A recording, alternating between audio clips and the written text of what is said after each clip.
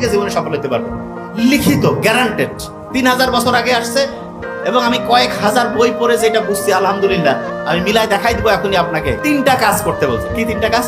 প্রত্যেকে নোট করে ফেলবো। নাম্বার 1 হইতে পারবো ইনশাআল্লাহ। কি সেটা? যেই কাজ করি, যারা ভিডিও এডিটিং করে, এই যে ক্যামেরা করতে, এদেরও জীবন অসাধারণ হইতে পারে, কিন্তু টার্গেট করতে হবে যে ওইরকম অসাধারণ হইতেছে। যিনি টিচার, উনি চাইলে সারা দুনিয়ার সেরা টিচার হইতে পারেন।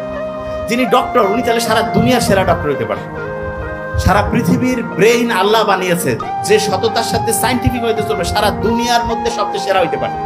ইউনূস আলাইহিস সালামের নাম শুনছেন না আপনার? একমাত্র ইউনূস নবী, ওনার সময়ে ওনার সম্প্রদায়ের সবাই ওনার কথা মানছে, মানার পরে একবার অসাধারণ উন্নতি করছিল।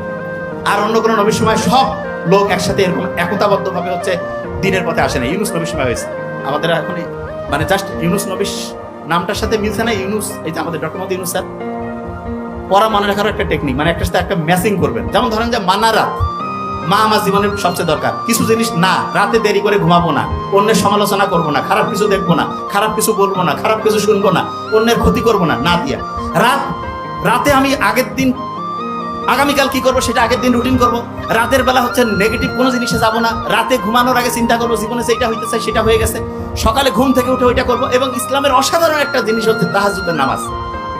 ইসলাম বিজয়ের আগে একটা বছর সাহাবী থেকে শুরু করে অন্য যারা ছিল রেগুলার তাহাজ্জুদ করতো। আপনি জীবনে অসাধারণ হইতে চান, একেবারে নাম্বার 1, একটা বছর আপনি যদি রেগুলার তাহাজ্জুদ করেন আর ওই সময় যদি আল্লাহর সাথে ওই জিনিসটা নিয়ে কানেকশন করেন, যেই বিষয় হইতে চান, নাম্বার 1 হয়ে যাবে ইনশাআল্লাহ।